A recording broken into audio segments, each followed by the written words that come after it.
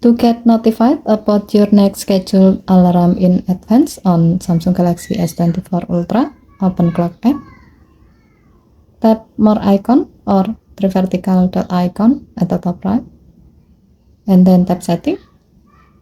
Under Alarm section, tap Upcoming Alarm Notification, and then select the desired option of when you will receive the notification.